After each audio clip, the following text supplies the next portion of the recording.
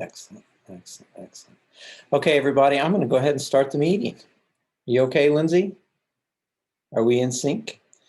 Well, good morning, everybody, and welcome to the March edition of the Kansas City Coalition for Digital Inclusion, our monthly meeting. My name is Tom Esselman. I'm the Executive Director of PCs for People Kansas City, and I'm also a member of the Steering Council for this coalition. As we do every month, I'm going to just have a few welcome comments and go through our agenda. And then we're going to do some introductions and get right into the content of today's meeting. But first, we like to review the mission and vision of our coalition. And I know we kind of flashed through this very quickly, but we all came together to start this about 6 years ago on the basis of this vision for every citizen and household in the Kansas City metropolitan area to have access to the internet and equipment needed to use it and the skills needed to be able to take advantage of it. And our mission as far as the what that we do is to facilitate collaboration among individuals and organizations and initiatives that are all focused on bridging the digital divide and making sure that resources based on who needs them and how we view who needs them and who has them available can come together in a much easier fashion. So a way to stay in touch with us, for those of you who are new, we do have a website, digitalinclusionkc.org. We're on Twitter @IncludeKC. We've got our own Facebook page, and we have our own YouTube channel as well. Use the hashtag IncludeKC. As I mentioned, I'm one of a 5-member group that's called the Steering Council, and you'll see all of us listed here on this slide, and we'll each have a chance to introduce ourselves as we go through the next few minutes.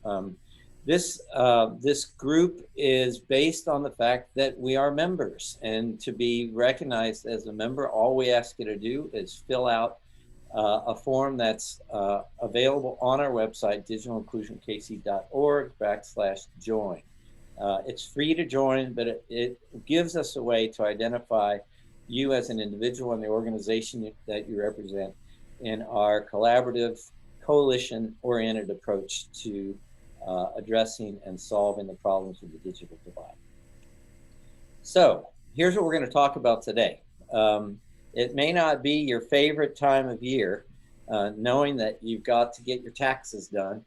But as they say, it's one of those things in life that you can't avoid. And in particular, the reason we made it a big agenda topic for the Coalition for Digital Inclusion is because the extent to which this year's changes affect anyone who is basically living in the digital divide, because all the tax services pretty much that the IRS is providing are done remotely. So we're going to have 2 experts from the University of Missouri Extension, Lindsay and Julie, are going to be reviewing with everyone what's going on with this year's VITA program. That's the Volunteer Income Tax Assistance Program, and provide information for you and answer your questions so that any outreach you do with your own groups and with your own clients and anyone you know who is obviously needing tax services will be able to know where to go and how to access it.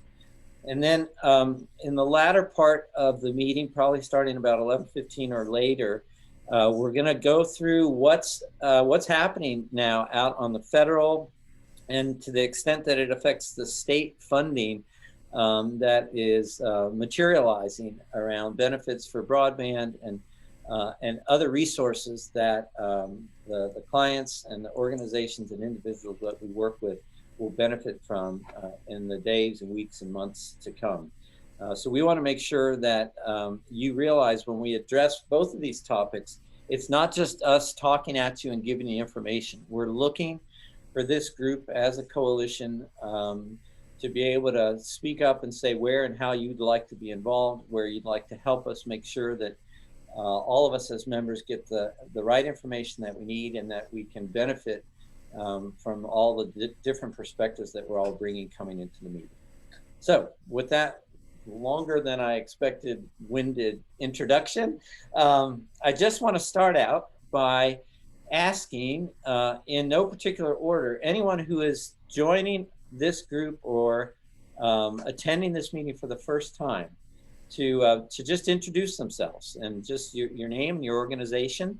And we'll go around until everybody's had a chance to at least say hello, and so we know who you are and where you're coming from. Anyone want to start? Just new people first. Who's here for the first time? I can jump in. Oh, go ahead, James. Hey, good morning, everybody. I'm James. I'm here from Consensus. We have actually been members for a while, but we have not been attending. And I've recently joined the Consensus team, and I'm going to be coming here to every monthly meeting to just hear about your issues with the digital divide, and hoping to learn and collaborate at some point. So thank you all for having us. All right, thanks, James. Who else is new for the first time? Jake? Hi, I'm Jake Jacobs. I'm Executive Director for ETOS, which is the Developmental Disability Resource Board in Jackson County. I stumbled across you all, and I'm really glad I did. One of our strategic plan initiatives is to narrow the digital divide between the people we support, families and individuals with developmental disabilities. That's about 3,500 people in Jackson County. And so any information, collaboration, whatever we could do together, I think would be great. So that's why I'm here. Appreciate it. Wonderful. Welcome, Jake. Thanks for joining us. Mm-hmm. So let me turn now to the members of the steering council. So you each have a chance to introduce yourself, and then I'll go around and get everybody else. So Ina, we'll start with you. Morning, everyone. I'm Ina Montgomery of Urban Tech, where TEC stands for Technology Empowered Communities. I work to help close the digital literacy divide in urban schools and communities. Nice to meet you guys this morning, and welcome first timers. All right. Our president of our coalition, Carrie Coogan. Morning, everyone. I'm Carrie Coogan, Deputy Director for the Kansas City Public Library and one of the founding members of the Steering Council. Happy to be here this morning and looking forward to today's session. And also just want to say that we really want to hear from coalition members, and also would love your help as we research and track down some of this federal legislation that's coming up. So good morning and great to see everyone. Thanks, Carrie. How about Aaron? Aaron Deacon. Hey there, Aaron Deacon, Managing Director for KC Digital Drive. Good to see everybody. Thanks, Aaron. Okay, I'm just going to go through my gallery view and just have everybody have a chance. What about Rick and Ina? So Ina, introduce yourselves. I'm going to mention Rick Usher is the fifth member of the steering council. There he is. I thought that you might not be joining us this morning. Go ahead, Rick. It is my day off. You caught me outside, but you know I can't stay away from this group. Rick Usher, I'm with the city manager's office. Thanks a lot. Now the video's off. Okay, thanks, Rick. Okay, let's go next to Majestic Williams.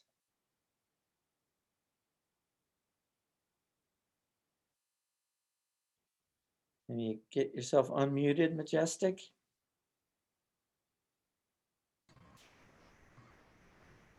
I just unmuted myself. There you go. Okay, I'm Majestic Williams with the Vineyard Neighborhood Association. Glad to see you all. We're glad to see you too, Majestic. Thanks as always. You're one of our loyal, dedicated attendees. It's always good to see you. How about how about you, Joe, with Link, Joe Robertson? Yes, hello, Joe Robertson, Local Investment Commission, Link. Happy to be here. Happy to work with so many of you in this call. And we are also big fans of VITA, and we support and promote VITA. Happy to do that too. Excellent. Megan McNaughton. Hi, everyone. My name is Megan. I am the Tech Access Coordinator at the Kansas City Public Library. I'm on part of the team that helps keep KCCDI going, along with Lindsay, who's on the call right now, and maybe the rest of my team. And excited to be here, as always. Excellent. Thanks, Megan. Ron, I just sent you a note, Ron. I received a piece of your mail. So I want to send it to you.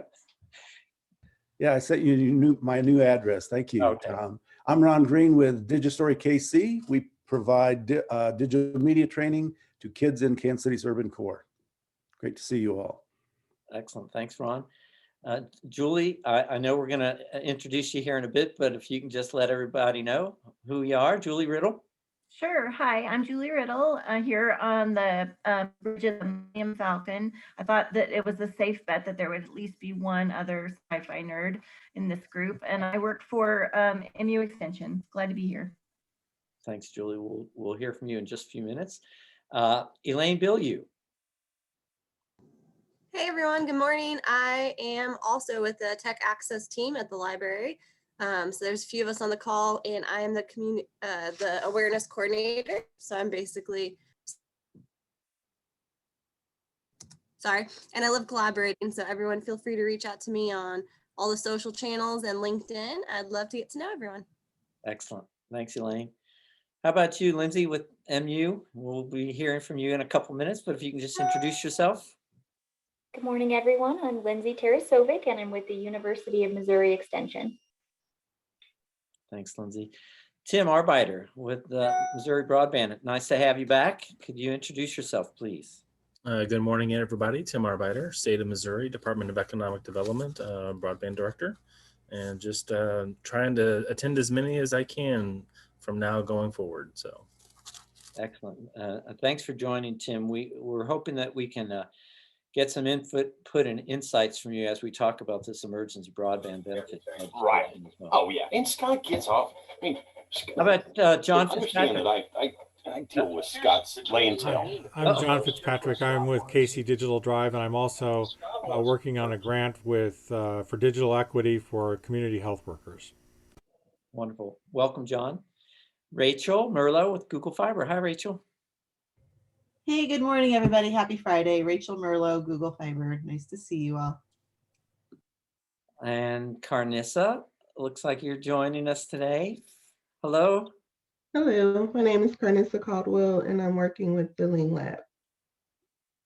Welcome, Carnissa. Hi, Dave Lacrone. You got me before I started drinking my cup of coffee. Sorry. Hi, everyone. I'm Dave Lacrone. I'm the Digital Branch Manager at the Kansas City Public Library. Welcome, Dave. And let's switch over to DJ. Hi, DJ. DJ Good.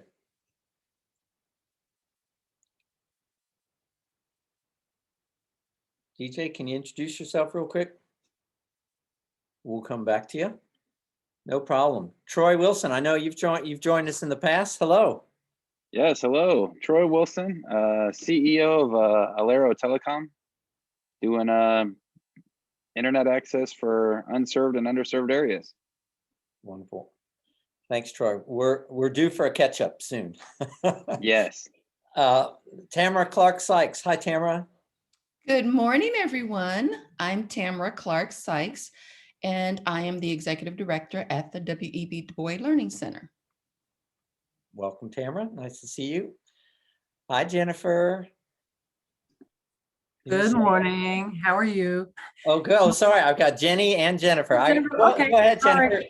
I'll have you introduce, and then I'll go to Jenny Williams after that. Okay. Sorry. Thanks, Tom. Good morning, everyone. Jennifer McLaughlin with Unite Us, working to connect health and social care in the KC community. Nice to see you, Jennifer. And now Jenny Williams. See, this is how I distinguish myself. Excellent. I see. Except if there's other Jennies, and then you start running out of options. But I'm Jenny. I'm with the Kansas City Public Library. I'm the Tech Access Virtual Services Program Coordinator, and you've met some of my colleagues already. Nice to see everyone again on a pretty nice day in March, and welcome to all of our new attendees. Thanks, Jenny. Mark Logan. Hey, everybody. Mark Logan with Idealect. I'm doing a lot of collaboration with Aaron Deacon and John Fitzpatrick at KC Digital Drive. Worked with Tom in the past, and just happy to be here. Great to see you, Mark. Thanks for joining us. Michael Limata, someone who has a significant role in my past, and we continue to cross paths for the good of the community. Hey, Michael. Good morning. I'm Michael Limita. I'm the Chief Operating Officer at Healing House. We provide recovery housing and training for just about 200 individuals who live with us here at Healing House. Michael, for those of you who don't know, is also the co-founder of Connecting for Good, which is now PCs for People. So thanks so much, Michael. And one of the original founding members of the coalition. Wendy Pearson. Good morning, Wendy Pearson. I'm the Manager of Strategic Initiatives at the Kansas City Public Library. And one of our initiatives, of course, is Tech Access, where we bridge the digital divide for Kansas City adults through digital literacy services. And welcome. Thanks, Wendy. Tracy, good morning. With the city, with the health department. Hello. Hello, good morning, everyone. My name is Tracy Rowland. I'm the Digital Services Manager for the Kansas City, Missouri Health Department. Thanks for joining us, Tracy. How about Beth? Hi, Beth. Hey everybody, I'm Beth Sarver with the Kansas City Restoration School and the Kansas City Time Bank. And I just want to shout out the Kansas City Public Library for getting our school hooked up with some digital access for our big launch this spring. So we're gonna take advantage of the programs at the library, and we're just here to learn. I'm here to learn. I'm only one person, but I'll report back to everybody. Excellent. Doing That's how we do it. Thanks, Beth. Well, we're looking forward to hear from you and many others. Jeff Jolly.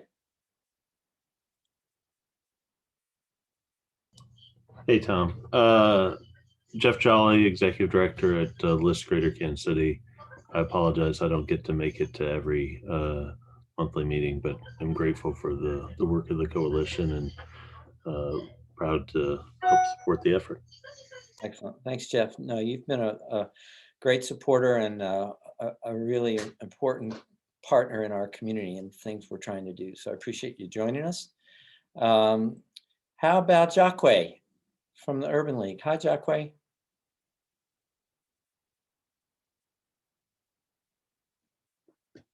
We'll come back. How about, you all should have met Lindsay, but Lindsay Pulse, you want a quick intro? Hey everyone, I'm Lindsay and I'm the outreach coordinator for the coalition. So you probably see a lot of my tweets and you'll get my newsletter next week. Excellent. Thanks, Lindsay. Someone that's just listed as Justin, I should know, but I can't put my finger on it. Hello, Justin. Hey, sorry about that. I was on mute.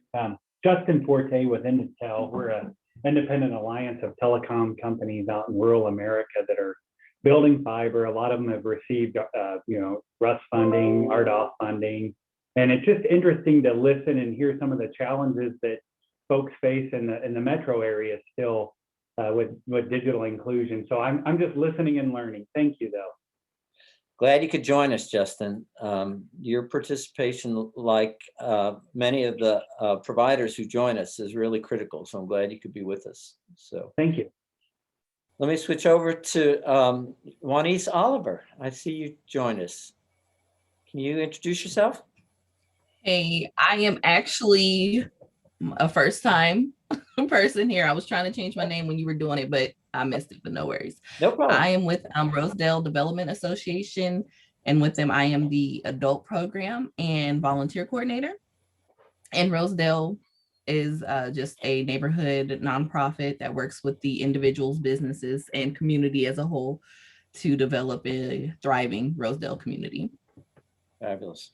Rosedale was the first Wi-Fi network that Connecting for Good built way back, probably 7-8 years ago. So we've got you on our target list to get some updated Wi-Fi in the community. So yes. Welcome. Glad you could join us. Brian Cavender. Hi, I am Brian with the Square One team at the Mid-Continent Public Library. I work with career services, so helping people achieve career goals. And there's a lot of overlap there between people who experience that digital divide. So I'm here to learn, listen, and hopefully help people out on that. Fabulous. Thanks for joining us, Brian. How about Melissa Fisher-Isaacs? Hi there. I'm the Information Services Coordinator at the Lawrence Public Library. Thanks to some CARES Act funding, we're just kind of getting our feet wet with some digital equity projects, but we're not as far along as you all are, and I'm looking forward to being able to listen in and learn from your experience. So thanks for having me. Great. Thanks for joining us, Melissa. We're glad that we're getting expanded outreach in Douglas County and beyond. There's several others on today's call that represent more of a regional outreach, which we're thrilled about. How about Melody Allen?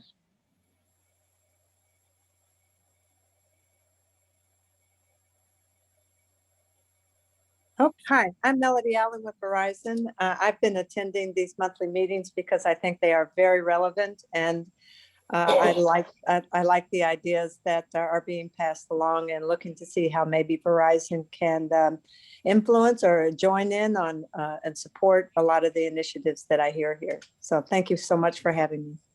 Fabulous. Thanks, Melody. Again, to all our providers who join, it's really critical. We appreciate your participation. Leslie Scott. Hi, I'm Leslie Scott, and in the world of ironies, I don't have a great internet connection in my house, so my video remains off.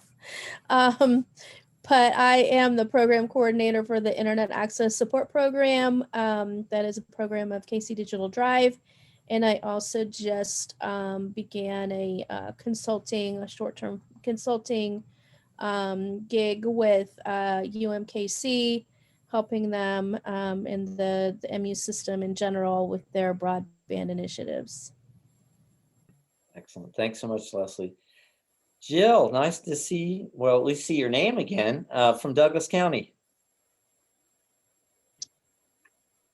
Good morning. I'm Jill Jolliker. I'm the Assistant County Administrator for Douglas County, Kansas. I'm a resident of the Kansas City metro area, though, so I cheat. Thank you for having me. And Melissa Fisher-Isaacs is one of my partners in trying to understand how we can do some digital equity work in Lawrence Douglas County. I learned so much when I joined these meetings, and I love hearing my very good old friends, Ina T. Montgomery's voice, and thrilled to hear Jeff Jolly's voice too, because we used to work together a long time ago.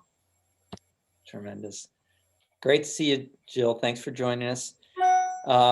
Let's go. We've only have a couple more that need introductions, I think, based on what I've heard. How about Jeremy Higley?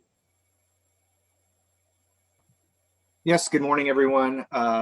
Like Rick, I'm actually out of the office today, so to speak. So I'm out of town, and like Leslie, not on a great video connection. So audio only today, but Jeremy Higley with the Federal Reserve Bank of Kansas City. I work in our community development area and oversee our digital inclusion work.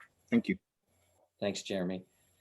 How about Mike? Mike Lodewiegen. Yeah, there you are. Hey, good morning, everyone. I'm currently sitting here with a lack of sleep. Me and my wife just had a baby, so joining only by audio. So Mike Lodewiegen with Spectrum. Happy to be here. Listen to what's on the agenda today. Just to give you an idea, some of the things we've been working on. I've been working with Aaron on a few things with KC Digital Drive on some of their customers or their clients and some of the issues they've been having, and helping them along.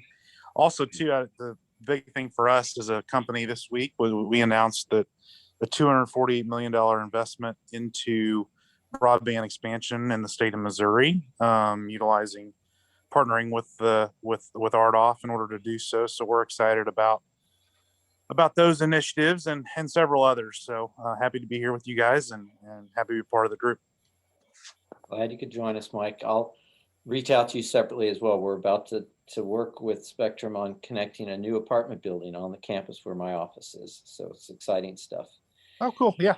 Yep. How about Angie Darby? Hi, I'm Angie Darby, and I am an AmeriCorps Vista service member at the Don Bosco, and just wanting to listen in and be a sponge and see if there might be anything that might be out there to help our seniors that might be willing to be brave and take on a little bit of technology during this socially isolating time for them. Wonderful. Thanks, Angie. Is there anyone else on the call who has not had a chance to introduce themselves? DJ, there you go. We passed you over. And I apologize. I got a call in the middle of that and I had to take, so sorry about that. DJ Good with Laro Telecom, and doing, along with Troy Wilson that's on the call, we're doing some stuff across the nation, actually across the world with with our technology that targets underserved areas with low population density. And then what's interesting is last week or earlier this week, we did, I'm part of the group that created the Gigabit VR AR lab that the governor came in this Tuesday. So we partnered with UCM and a whole bunch of other universities around the digital divide. So once you get somebody with broadband, how do they use that technology, whether telehealth? So we've teamed with also KU Med to provide telehealth and telemedicine across the nation, across the world, along with UCM around some of that. So if there's anybody on this call that would like to talk to me about that, there's university, we have other opportunities, and then we can fill some holes for carriers that are on the using our technology. So, fabulous. So trying to promote it, do it from the entrepreneurial side here. So always happy to be on this call. Thanks. Thanks, DJ. I'm just going to swing back to Jackway from the Urban League. Are you with us, Jackway? I just give you a chance to introduce yourself.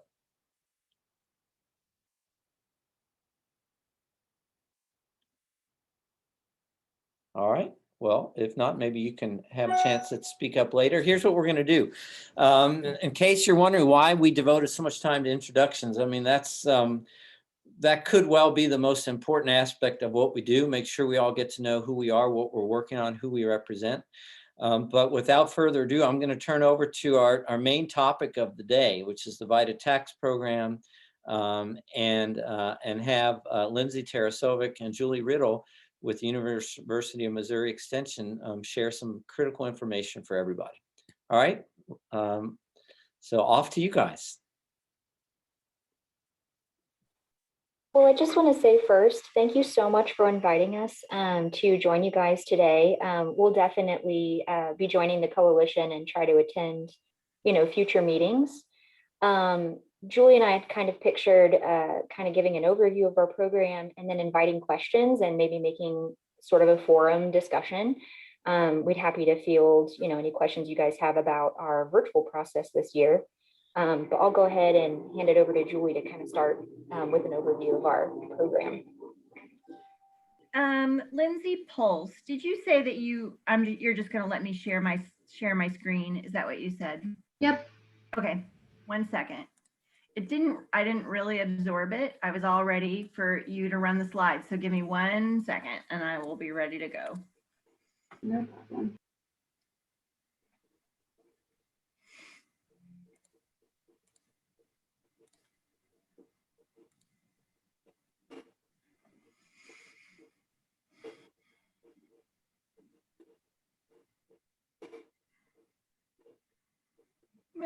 Okay, possibly more than 1 second.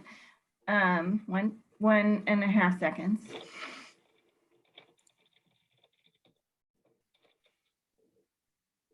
You definitely win the award for the most. So while I'm doing this, we'll see what about my ability to multitask. Here we go.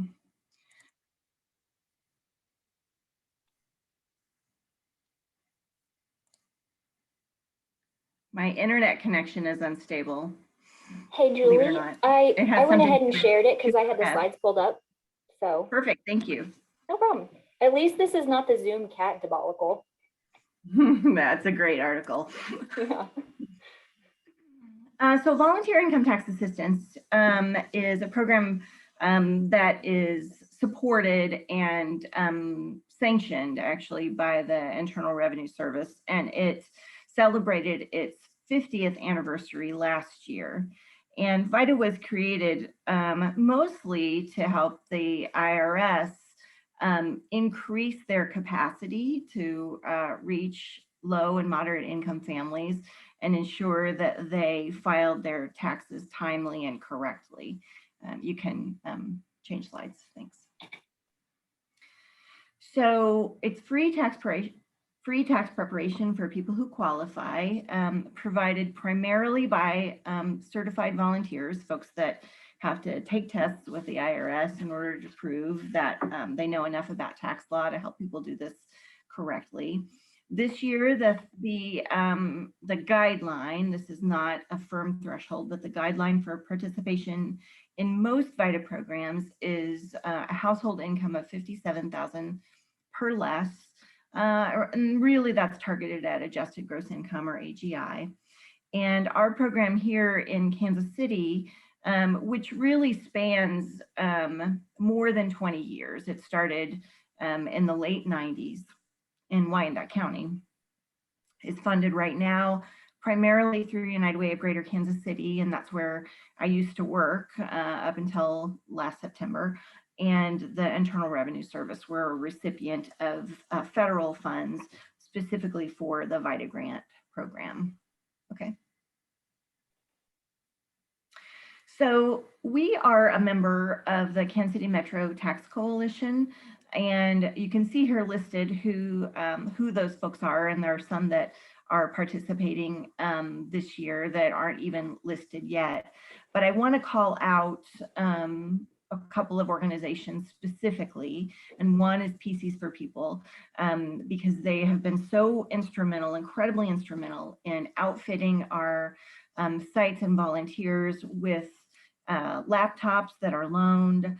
And also they have for years hosted an in-person site until this year when we can't be in person. And now their staff at LAMP, are the Linwood Area Ministry Place, I think, Presbytery, anyway, at Linwood and Woodland, has been helping us with document scanning and file sharing and authenticating people's ID. And then also United Way of Greater Kansas City has been for the last probably 10 years, footing the majority of the expenses for free tax preparation in Kansas City. Okay. So this year, because of the pandemic and because we sort of, in the tradition of the Hippocratic Oath, don't want to kill anyone, we have moved to virtual preparation. And so what that means for us is that we have limited face-to-face contact. People are either making an appointment for, in very limited circumstances, for in-person intake, or dropping off their documents or mailing in their documents. When we are in person, we are ensuring that that we are wearing masks, as are all of our volunteers and partners, and making sure that our interactions are as brief as possible. And the tech that we're using this year is phone, fax, snail mail, email, video conferencing, and file sharing as a means to get the tax documents that we need in order to file correctly for people. Okay, you can change slides. So in the past, we have had physical sites. We've had a limited ability to do VITA virtually in the past, but this year it's really become a necessity. And so we've had somewhere between 10 and a dozen in-person sites historically across the metro area and in both states.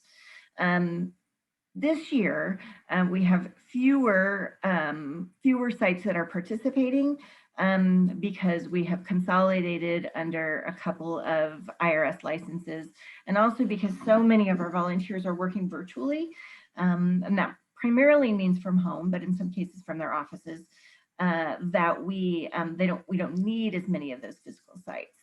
But just so you know, the organizations that are participating are PCs for People, Community Services League and Independence, El Centro in Wyandotte County, in Johnson County, Holy Rosary Credit Union, K-State Extension, Kansas City, Kansas Community College, Rockhurst, and they do their tax preparation and Operation Breakthrough.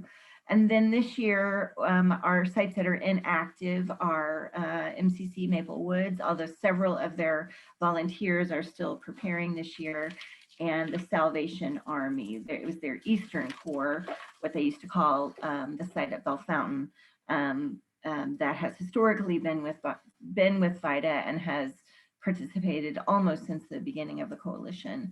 And then the UMKC Law and Business Schools are also not operating this year, primarily because it's such a challenging environment in the post-secondary space. Okay, next. So the way we're doing VITA this year is that we are asking folks to use applications that they may or may not be comfortable with in order to help us view their tax documents. And so our volunteers are using Adobe, where we can view, and in most cases, sign documents. We're using the file sharing application Box. We are fortunate enough to have access to the Google for Business suite from PCs for People. And through them, we're using phone, email, and video conferencing, as well as a liberal use of the groups function in order to communicate with one another. Okay, next slide. So we have a central website where folks can register. And Lindsay, if you will put this in the chat, that would be great. And so this is a website that's part of the MU extension that we're in the Urban West region that covers Jackson, Clay, and Platte counties in Missouri. And then because this is a regional collaboration, also in our case, Johnson and Wyandotte County in Kansas, as well as Cass County. When people see this, when people get to our landing page, they will, actually, Lindsay, do you want to maybe go off the PowerPoint and we can take people right to the landing page? Yeah, I'll pull that up. Just so you know, the next slide was about important dates. So. Oh, good, thank you. And so we use that landing page and 211 actually to make sure that people have access to the right resources at the right time. Talking about, I don't remember. I didn't remember talking about that thing. Maybe could we just get everybody muted real quick? Thank you.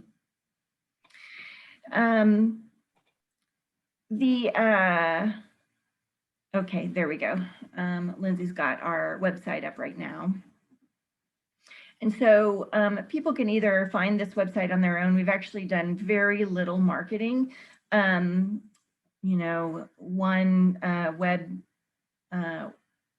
web conference, web meeting with Sharice David's office, and I've done one radio conversation with KKFI. But we are so busy fielding the interest that we have right now. We haven't done very much marketing at all. Also, Link wrote an article for us.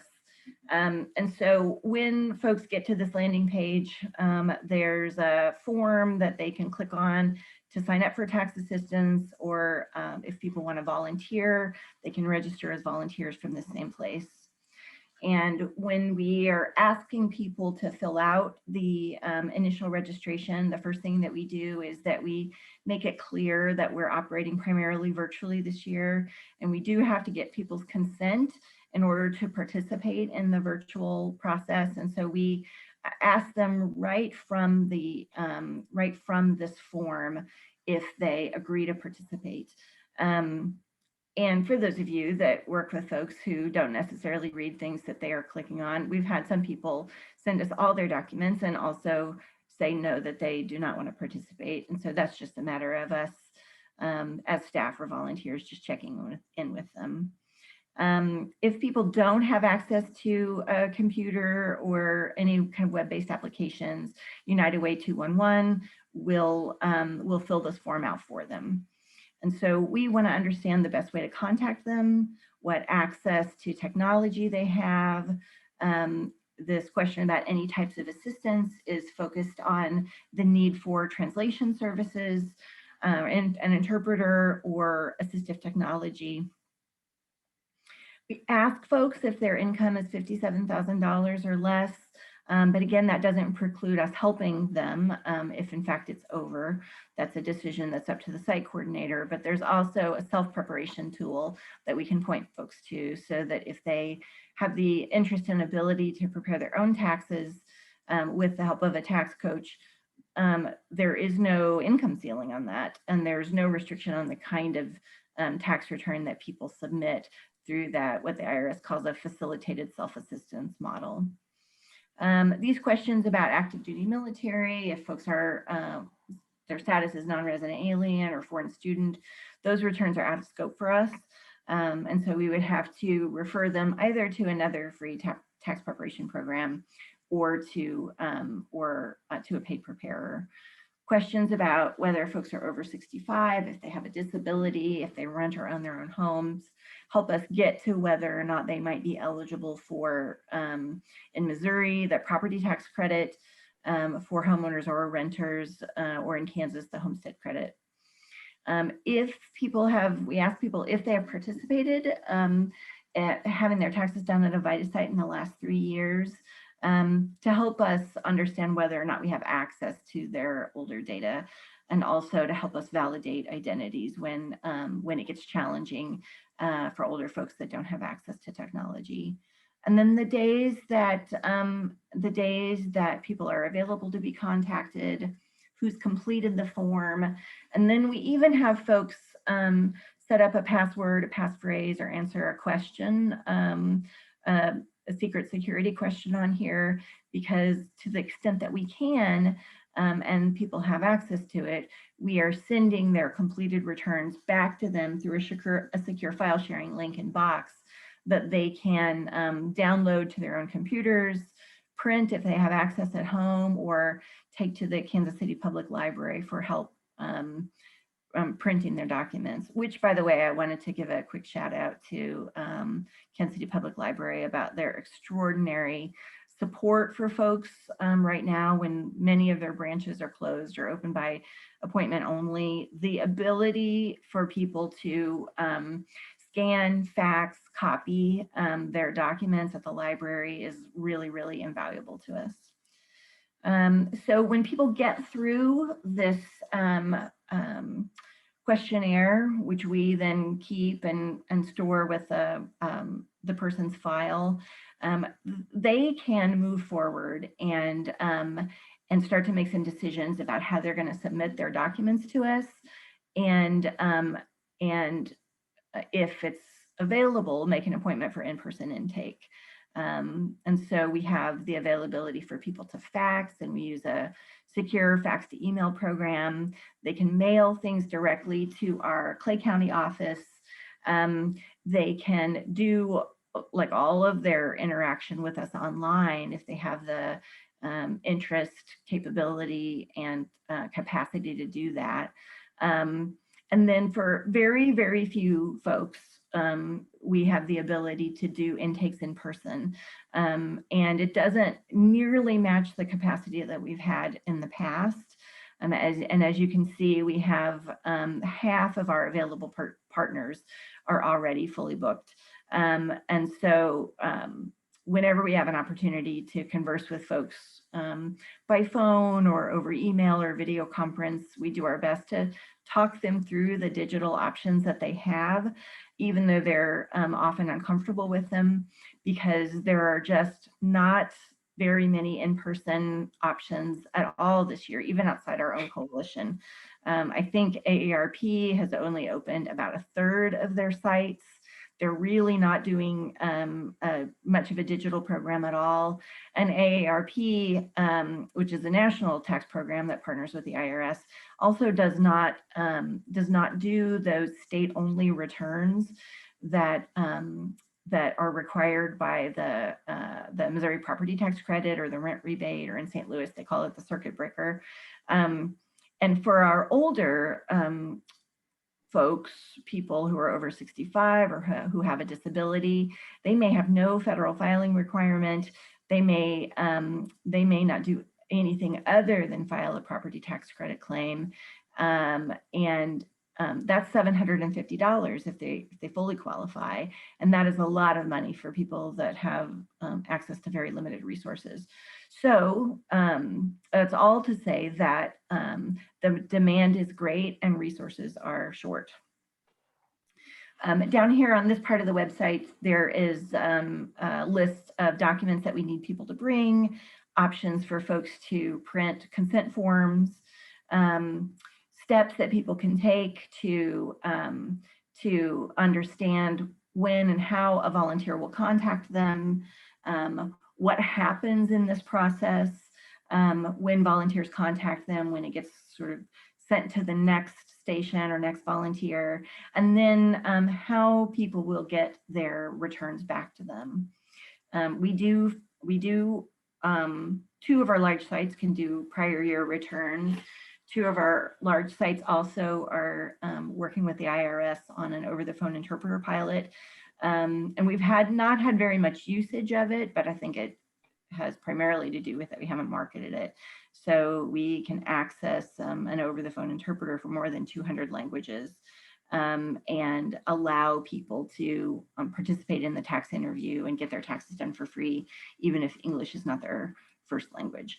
And the disclaimer at the bottom here, and this may be something that some of the folks from this group can help us with, is that we've had a lot of people register. So in the first 2 weeks, more than 800 people register. I think we're probably up close to 1,500 people now, but not submit their documents. And so one of our concerns is that we'll have a terrific influx, on April 14th, and that we won't have the capacity to do everyone's taxes. So we're making sure that people understand that just because they've registered does not secure them a place in the virtual line. But also the most important piece of this is to make sure that we get the documents, the tax documents that we need in order to prepare the taxes. So that's essentially how we're doing things. And the last slide that Lindsay had to click off of before we went to the website focuses on those critical dates. And so the 2 that I think are most relevant right now are tax day, April 15th. And last year we got quite a reprieve from the IRS, allowing a 90-day extension for tax filing. And everything that we're seeing right now is that that's not likely to happen again. And I think maybe partially, this is my editorializing, but I think maybe partially because the folks who are e-filing right now are not the people that most of us are serving. They're not the people that are the lowest income, that have the least access to digital resources, that really struggle to understand how e-filing works. And so because the numbers have been up this year, 2 weeks ago, 10 days ago, they'd already received 55 million e-filed returns. Because that number is not lower than in previous years, I think the IRS is interpreting that to mean that there's no need to extend the filing season. But what we're seeing for the folks that we serve on a day-to-day basis is that the need is very great. There are people that did not file last year, people that still need to file because of in order to receive their full economic impact payment, and people that are really in need of a service. So 4/15 right now is the deadline for timely tax filing. That's particularly relevant for people that owe money, because if people don't have a tax liability, it doesn't matter if they file late. There's no particular penalty related to that. Only that they will only be able to get refunds for up to 3 years, refunds and the earned income tax credit. And the deadline for those who've requested an extension is October 15th. And the same thing applies, that's particularly relevant for people who owe taxes. I suspect we will be doing off-season returns, mostly because it's taking us longer to move people through a digital or virtual system than if they would come and wait in line and sit, for example, at PCs for People line the hallways at PCs for People and get their taxes done in that manner. There's more contacts. We have to go back and forth more to get all the documents that we need.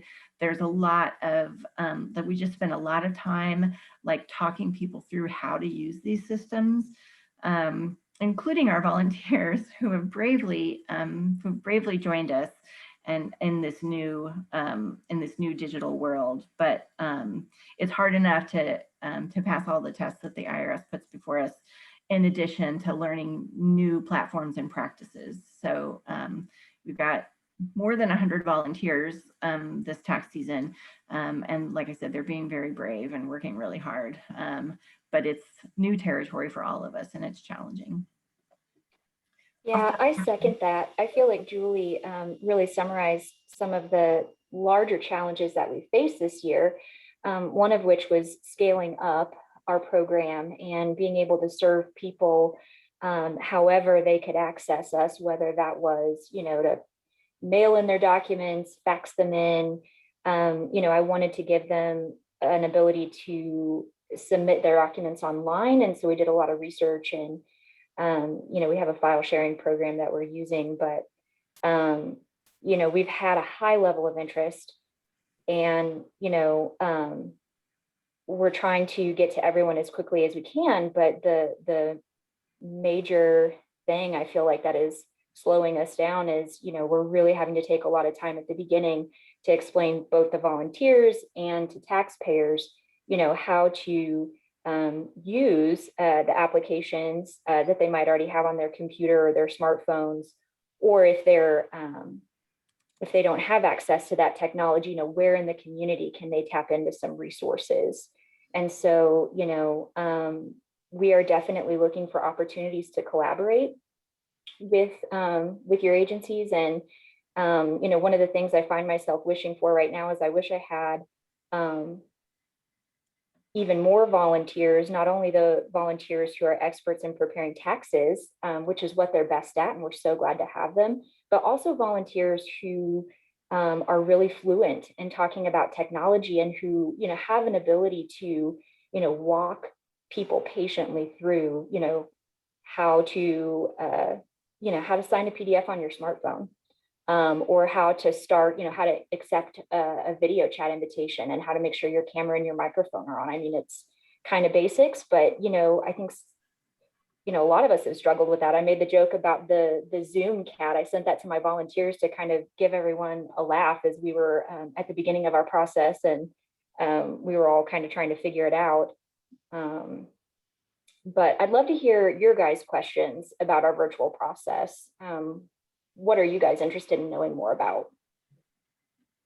Great. We have a question from Leslie. You got your hand up? Yes. So I feel bad sort of listening to this, all this preparation that you went through and not having passed off a potential resource to you. Are you familiar with Get Your Refund? We are familiar with Get Your Refund. Yeah. I believe that, is it Coders for America that started that? Mm-hmm. Yeah, it's really cool, but we passed the deadline to be eligible for it this year. Yeah, and so that's my feeling very bad. But I just wanted to encourage you to check that out because you've done an awesome job of creating some workarounds. But kind of to your point, just for context for everyone else, Code for America is a nonprofit in the Bay Area that creates tech solutions to community problems. And even before the pandemic started, they were planning to do a pilot for this virtual VITA platform, and then with 4 partners. And then the pilot expanded to 300 partners by the end of last tax seasons because of the pandemic. So, much similar type of thing for you. But what I wanted to offer is that there are volunteers all over the country who are serving as these greeters and helping people in that document upload process, and just kind of holding hands, and you know, so that capacity building there is one thing that project's able to offer, because they recruit all these individuals, again, from all over the country. We had hundreds of people last year who signed up to volunteer, and again this year. So I'm glad that you're aware of it, and you know, hopefully we'll be all back to normal. But I do know that you know, for people who maybe have challenges with childcare or transportation, doing things from home can be very very convenient. So I would imagine that there's still going to be a need. Yeah, so anyway, fingers crossed you're able to make it work next year. Yeah, thank you, Leslie. And you know, it sounds like a dream, like having those volunteers who could, like I said, talk people through things. And you know, maybe there's still a way that we can partner with some of those folks this year. We'll see. Well, Lindsay and Julie, thank you guys so much for joining us. And for those of you who feel like you may have questions after this meeting, please right now, if you haven't already, go into the chat window and click on the link that Lindsay provided to the Missouri Extension website. And even after that, if you feel the need to get in touch with Lindsay or Julie, just you can email me if you can't find their information on that site, or just let one of us know and we'll get you in touch with them. So last comment I want to make about this before we move on for our final 30 minutes is hopefully you all can see and understand how critically integrated this issue of tax preparation and tax returns is to our whole mission of not just what the coalition is doing, but just the critical importance of you know, providing access and skills and tools for those that for so many years we've either just taken for granted that they have it, or they've just been denied because of all kinds of obstacles that have been in people's way. So hopefully you'll recognize and think about ways that you can connect with groups of people who you may not stop to think about, oh my gosh, yeah, they need to get their taxes done. But they don't have access to the internet, or they're lacking computers, or they just don't know where to go or what to do. So thank you again, Lindsay and Julie. That was really, really helpful. Like I said, we've only got a little bit of time left, but it's critical time we want to devote to two things. We like to leave time at the end for any of you who have special announcements to make, and I already know one or two people who want to make sure they can do that. But before we get to that, there's a topic that I want to make sure we cover, and not just for us to give information to you as members, but to invite as many of you as possible who either have input to share, insights, connections, or questions that you want to actively participate in. So that if need be, we could set up small working groups or whatever. But it has to do with the emergence of federal and state funding to provide additional emergency resources when it comes to broadband, internet devices, teaching, training, etc. Two particular things you've probably seen or read or heard about in the news. One of them is a federal legislation referred to as Emergency Broadband Benefit, EBB. And that was sanctioned by Congress through to the Federal Communications Commission, FCC. I've asked Lindsay Pulse if she could put a link into the chat window for the most recent kind of informational update on what's happening with the EBB. And in a nutshell, what I can share with you, and anyone else who knows more or better than me, please jump in. But in a nutshell, it's funding to provide up to $50 a month for broadband services, and up to $100 one-time use for customers of low-cost internet programs to get a device, a computer device. None of the logistics for that funding becoming available to providers has been finalized yet, even though the early announcements made it sound like it was. The other thing that is particularly relevant in the Kansas City area, for those of you who may have seen the press conference that Mayor Lucas did yesterday, and it's pretty much all over the news this morning, it's a program coming out of the Department of the Treasury called the Emergency Rent Relief, which just 2 weeks ago was expanded to include financial help for internet and broadband services. But once again, the logistics for how that money will be distributed has not been finalized yet. So I just wanted to make, as part of our discussion topics for the next 10 minutes or so, and make sure everyone on this call is aware that the EBB and the emergency rent relief funding is in process. But I'm gonna put a couple people on the spot, unless you want to reach out first on your own. But Tim Arbeiter, I know you were initially on the call. If you're still on the call, I'd love to hear from you, Tim, kind of your perspective on what's going on with both of these acts. To what extent does it involve the work you're doing, and just insights for other coalition members on the call. You bet. You hit the highlights of both programs, and again, emerging. So we're learning almost every day some of the logistics.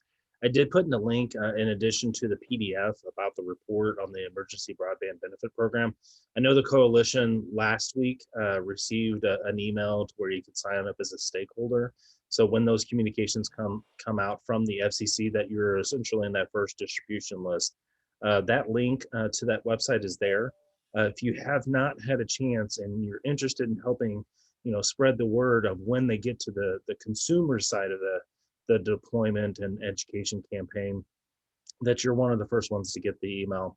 I know I received my first one just, I think, on Monday morning from the EBBP. So I just encourage you, if you had not a chance to get to the website on the FCC, is to sign up and get on that email distribution list. You'll just get it as fast as I do. And that way you can be up on it. I do know the FCC hosted a providers webinar. So my providers that are on, they have it recorded and posted. So it's more of probably a little bit more details, probably not a ton of details because they're building it as they go. But for the providers, they did have a webinar this week for the provider community. The consumers will come, the consumer portion will come. So just stay tuned on that front. We're watching it closely on our side of the house. Same thing, Tom, on the rental assistance piece. We're eager to know more about the flexibility within that. And as we know more, I will actually probably ping the steering committee members of this coalition, just so we all can be educated at the same time. If there's questions that arise, that I can run the traps with my colleagues and other departments of the state and or my federal partners as well too. And just a real quick other things that I'm watching. For more of my rural and semi-suburban partners on the call, watching the NTIA infrastructure grant, truly for unserved, underserved areas of the state. I get the sense they're just a few weeks out from dropping the notice of funding opportunity. It sounds like they want to partner with the states based on what was enacted by Congress. But again, they're building it as they go. The new Secretary of Commerce was just confirmed. So things should start rolling on that front.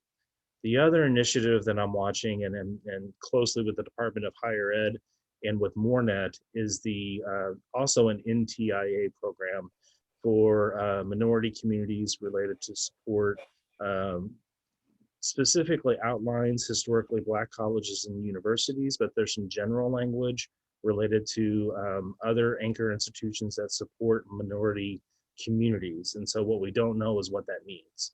So we're watching that as well too, because that may have some impacts depending on if they open that up a little bit wider than just HBCUs. So those are the four major things I'm watching. Because again, those impacts could have significant from the monthly bills, flexibility for devices, and then also as we move forward, just kind of making sure that we get everybody educated and schooled up. That's tremendous, Tim. Thanks so much for the update. You mentioned the providers, and I know one of the things that the steering council and other coalition members have kind of been discussing in the sidelines is the extent to which the current progress of the EBB in particular has involved, it almost looks like it's a voluntary program for providers to sign up for. I know PCs for People got into an agreement with Cox.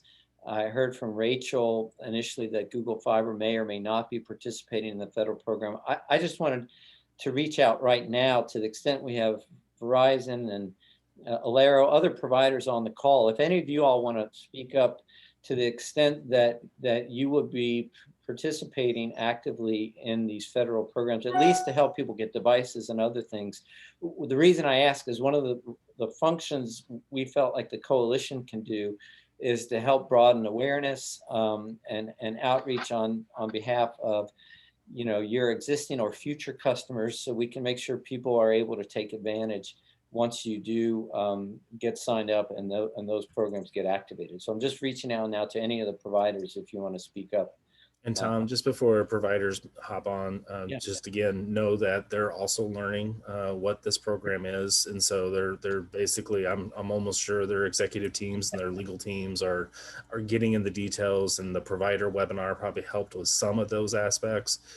But I would venture a guess many are still investigating and research what's it mean to tie on to the program for the EBBP program. So with that, I throw it out to any of the other providers on the line willing to chat it up.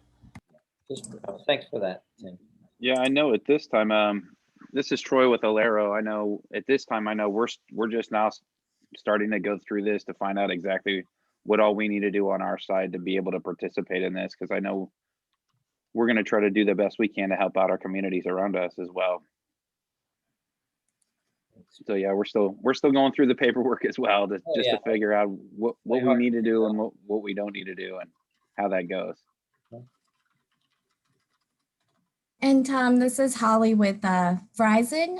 So Verizon intends to participate in the EBB program for both home and mobile service, and we are working closely with the FCC to be ready when it launches in April. Excellent. Thanks so much, Holly. Any others want to pipe in? I know it's hard to commit to anything, but I think the most important thing I want to convey is that I hope any of you as providers know that when the program does get activated, we're here as a coalition to try to help expand awareness and active participation among your customers, and as we can, as I already mentioned. So please recognize we just want to help spread the word. Okay, anyone else have anything they can add in terms of insights about resource assistance? I'm gonna, again, Tom? Hey, Tom, I'm sorry. Go ahead, Tim. Just to put a bow on that conversation on the rental, not only rental assistance, but even on the emergency broadband benefit for those providers that do choose to participate in the program, and we know who they are.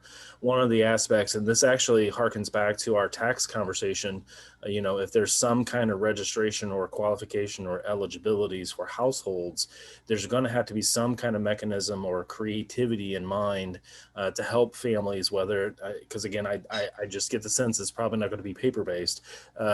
We're going to have some kind of electronic interface that we may have to get a little collaborative and innovative as we look at spaces that could open up to allow for families. Now, whether that be, schools with computer labs, churches with a couple computers, libraries with a few computers, and again, all safe, all socially distanced, and for those leveraging those facilities that do have that capacity to do that. But we're going to have the same situation related to the tax situation as we will for these programs. Excellent. That's a great tie-in. Tom, Yeah. Rick here. Uh-huh. I've talked with Neighborhood Housing Services, Jennifer Tidwell, about the rental assistance program and that recent change you mentioned, and she's looking into that. We have, if everybody has seen the rental assistance site for the city, there's 4 or 5 agencies that are helping with rental assistance and utility payments. So we're going to look at how we could include internet services in that. I've also, as we've talked about in the steering council, I've started a Google Doc to track the contacts with ISPs so we can start documenting this.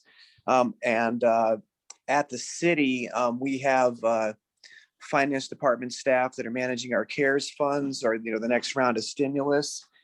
And there might be an opportunity there for some funding to like increase support, say for the digital navigator program, so we could assist people in signing up or getting a more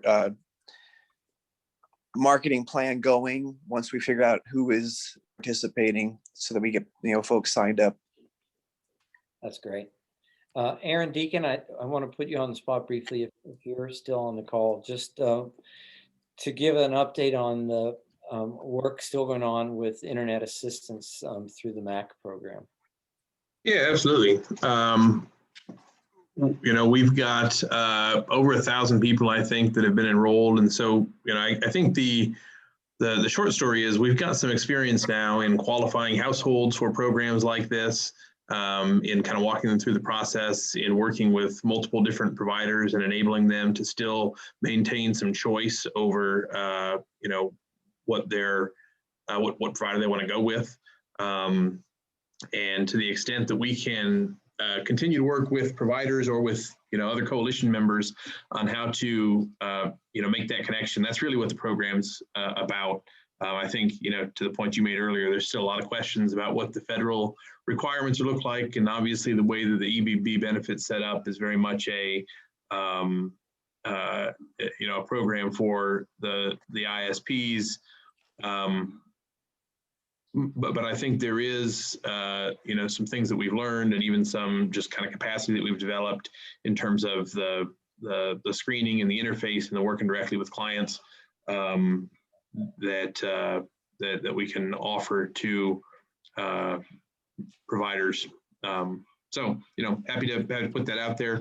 I've talked to some of you offline, and we'll continue to do so. And I guess the last thing is, as we think about these different, there are different use cases. So people may want to access the funds that have been provided charitably through the Internet Access Support Program. They may want to access the Emergency Broadband Benefit Program. There may be programs through the city or other resources. So really, it's just a matter of what the different funding sources are. There are some different programmatic requirements for those. But I think the other thing that we'd like to see is, the fewer hoops that we need to make people jump through to figure out which of those is the right solution for a given situation, is certainly what we want the end result to be. And, to the extent that we can make changes in how we're doing outreach or what our website looks like or how we message to accomplish that, and how we deal with clients, we absolutely want that to happen. And I may ask Leslie if you want to add anything on that front. Not really. I think that the thing I'm starting to think about is as we've been serving some people since the beginning of December. We're going to have folks who are ending their 6 months somewhat soon. And, just thinking about, depending on funding availability, of course, whether we could then refer them on to the EBB, to continue to get support for paying their bill, so that, they are not having to try and find room in their budget for their service. So those are the things that I'm starting to think about. I've reviewed that 95-page order, and maybe I'm just naive. I found it to be more concrete than I guess other people who know better did. So I think it's good to see the Lifeline qualification process being leveraged for this, so that it's not a brand new process. And so it might definitely be a case of much simpler in theory than in application. And I'm assuming that that's probably where my naivete comes in here. But that's really what I'm thinking about how these programs could fit together. Well, I appreciate the input you guys are providing, and it's nice to see in the context just of everything we've talked about in this meeting. I'll go back to a comment Tim just made. The issue of income eligibility qualification is becoming more and more a thing. And to the extent that Julie and Lindsay talked about the various tax preparation sites, obviously PCs for Peoples have one that's been long-standing, just an open access computer lab. Not only that, just the mechanisms for what types of documents constitute income eligibility is something a lot of individuals and organizations are going to have to start getting adept at. And so like Aaron was just saying, if we can reach out to each other based on things we're currently doing that involve income eligibility documentation, I think we can find ways to make it as easy as possible for more people to participate. So thanks to all of you for comments. Anybody else want to jump in on this particular topic of facilitating access to emerging federal and state resources for broadband and other things? And if not, we'll have a few minutes at the end, because I know that there's a couple Tom announcements. Yes, go ahead, Rick. Well, I mean, it might be a good time to talk about the work plan that's being drafted. I'll share a link to this in the chat, but we're looking for coalition members to help us document activities they have underway, like and we include, it's based off of the policy document. So for internet access, documenting all of these programs are coming forward, and then trying to keep track of a timeline of how we're achieving those, and then with the end goal of looking to form more partnerships among members and make members more aware of opportunities that are out there. And then in the chance we do get several million for digital equity, we can quickly put together partnerships to meet those goals. So is that the link you just put in the chat room, Rick? Or no, that's a link to the EBB document that I've started with notes on it. So there's a link in there on how you can go to become an outreach partner that, like Tim discussed. Okay. And then there's some other notes I've put in there about contacts that we've shared. Just trying to be more open with this, so that and if there are ISPs or wireless carriers on this call that want to go into that doc and give us some more contact information, just trying to speed this along, because Chris Hernandez at the city, our city communications director, and I have been following the email from EBB. We want to be able to get the message out quickly once it's coherent from the FCC on how this is going to be deployed, and then who we know locally that's going to be participating.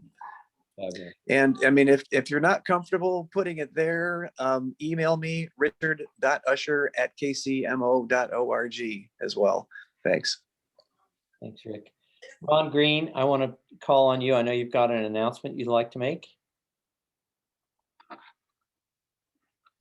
Yes, thank you, Tom. I want to make an announcement on behalf of Ann Zimmerman of the KC STEM Alliance. She couldn't be here with us today, but some of you may know that Kansas City STEM Alliance just recently joined a national program that is called Remake Learning. And we're going to be having a big 10-day celebration, Remake Learning Days, from May 1st to May 10th, that are great opportunities for kids and their families to learn about activities in STEM. And because one of the areas of focus for this program, at least in Kansas City, is equity access, we wanted to make sure that some of the nonprofits and other people who get involved with helping meet the needs of the underserved in Kansas City are aware of this program, because all of these programs are supposed to be provided free at no charge for those who are participating. So in the chat, I've included information about it, and I've included contact and links about the program. But I would like, if you don't mind me to take just a second, I'd like to tell you about it in the words Anne would like to share about it. Sure. She says, I want to let you know about a regional grassroots celebration coming this spring called Remake Learning Days across America. During May 1 through 10, the Greater Kansas City region will celebrate what's known as the world's largest open house of innovative learning by inviting businesses and organizations, large or small, to open their doors physically or virtually to offer fun, engaging learning activities for families. These informal events or activities can be offered online, in person, or as a hybrid where families pick up materials and use them to learn together at home. Activities will be searchable by theme arts, science, technology, maker, outdoor learning, and youth voice. All events will be listed on the Remake Learning Days Kansas City website, so families can find fun ways to learn together right in their own neighborhoods or by the themes that interest them most. Anyone can host an event, or all kinds of events and activities are welcome, from simple art projects to coding a robot. For nonprofits, mini grants of up to $250 are available to help offset expenses. So you can go to www.kcstem.org for more information, or visit remakelearningdays.org to learn more about the national event. And then I've also included contact information for Callan Fairchild Zinn, who's coordinating the festival. I have her phone number and email address. So we highly encourage you to offer to be a part of this. If you're interested, it's going to be great for people all around Kansas City to learn more about STEM with hands-on activities. Excellent, Ron. Thanks for the announcement. For those of you who may not be aware, the Kansas City STEM Alliance has gotten quite a bit of national recognition for its efforts, not just through robotics and other activities that it's very well known for, but just for coalescing educational activities around Kansas City's positioning as one of the top kind of pioneering digital inclusion cities in the country. So really significant announcement. And in fact, on that note, I want to just put another person on the spot, but Tamara Clark-Sykes, the Du Bois Learning Center is another organization that I think Kansas City oftentimes takes for granted, but it's so well positioned to help part of the city that just is long neglected. And I didn't know, Tamara, if you wanted to just chime in on what's the latest happening at Du Bois Learning Center.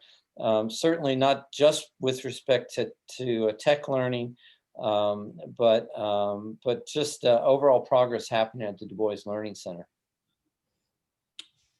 Thank you, Tom, for that opportunity. We, of course, are still offering our virtual tutoring programs, tutoring and mentoring programs in reading and math right now. We are currently looking for additional volunteers as well as students. Given our virtual environment, it gives us a lot more flexibility. Of course, we are also continuing to offer our CCNA classes, which is Certified Cisco Network Academy classes. And so those are in person. You can contact myself or Harrison May if you know of anyone who would like to participate in those classes. And of course, we are expanding our networking activities with other organizations throughout the metro here to just bring whatever we can in terms of services to underserved citizens, as well as receive support from organizations like that are on this call. I will say that unfortunately, our pipes froze over that hard winter week. And so we are in the process of just navigating that from a facility standpoint. But as was mentioned earlier about providing space or facilities that low-income residents could come and use computers, we obviously have a computer lab and would love to be a part of that solution for our city. Tremendous. Thanks so much, Tamara, for that update. And we just have 2 or 3 minutes left in our call. I want to just give an opportunity for anyone else who has something they'd like to share. I know there have been a couple people who joined since we did introductions. Tony Lupino, I know you've joined us. You weren't able to be on earlier. If you wanted to say hello, and anyone else. Sure, I'd be happy to say hello. I will report on the the government programs being rolling out, which is great, but rapidly. We did at the university line up a research assistant who's being supervised by a few faculty to do a pretty ambitious spreadsheet that really goes through the details of these programs so we can get in sync on the eligibility requirements and the interconnections, and then try to publish that in a way that people can find user friendly. So we've got that project going on as fast as we can do it. So. Wonderful. And Brent Lager, I know we missed you when we started out. If you want to say hello and give the group a quick update. Yeah, absolutely. Thanks so much. Brent Lager, Uncover KC, working with the Digital Equity Task Force, specifically getting resources on the Missouri Broadband Resource Rail. I think we're up to 86 now. We've added them over 40 over the last 4 to 6 weeks. So we're just gonna continue to put on there. If you have a resource, a digital equity or digital resource that you'd like to share, I'll put it in the survey now and we'll get you on there. So thanks so much. Thanks, Brent. And Daniel Green, I noticed you're on the call. We didn't have a chance to give you to introduce yourself earlier. No worries. Hey, this is Daniel. I work with Operation Breakthrough and the Urban Farming Guys. I'm also involved in Remake Learning KC. I primarily volunteer and help with coaching robotics teams and coding. So mostly I'm monitoring what's going on here. So if there's anything I need to report back to those organizations, everyone's on the same page. So thanks for the information. Hey, Daniel, while we got you, can you provide the group, just as we sign off here, and any updates on the upcoming Ignition Lab at OB? Yeah, in progress. It's kind of a cool thing. So there was a muffler shop right next to Operation Breakthrough. Travis Kelsey, the Kansas City Chiefs 87 and Running Foundation allowed purchasing of that to extend what Operation Breakthrough does up to high school and provide opportunities for makerspace, more coding, and just basically extend what Operation Breakthrough does so that high school students also have an opportunity to get in, experience, solve problems, make things. So we're kind of excited about that.